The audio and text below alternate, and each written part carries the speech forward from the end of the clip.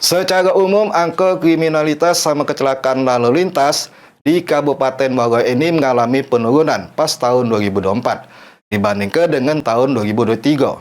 Sebanyak 59 kasus atau sekitar 9,60% dibanding ke tahun 2023 yang dirawat.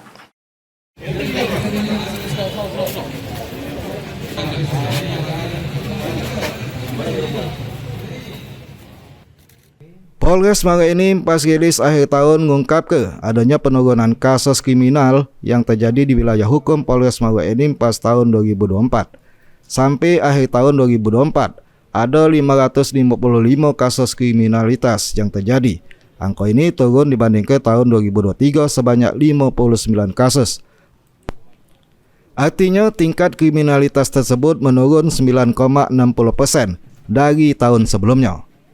Kapolres Mago Enim AKBP Joni Eka Putra njelaskan, amun 555 kasus tersebut terdiri dari 200 curas sama curanmor. Dilanjut ke 147 kasus narkoba, 33 kasus penganiayaan berat, 3 kasus pembunuhan sama 172 kasus lainnya.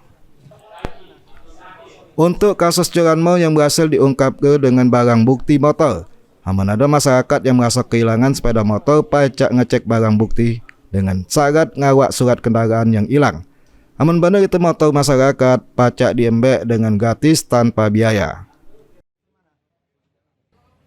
Pernah kehilangan motor, kemudian motor, kami silakan datang ke Polres Mago Enim untuk membawa surat-surat pendidikan bagi STNK BPKB, karena di sini kita dapat lihat ini ada beberapa barang bukti yang telah berhasil kita amankan dari Satreskrim.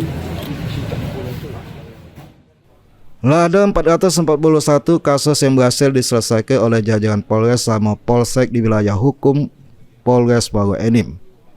Ini merupakan salah satu bentuk komitmen Polres Mago Enim untuk menjaga Kamtibmas di tengah masyarakat, termasuk kasus pertambangan. Mardiansah, PAL TV.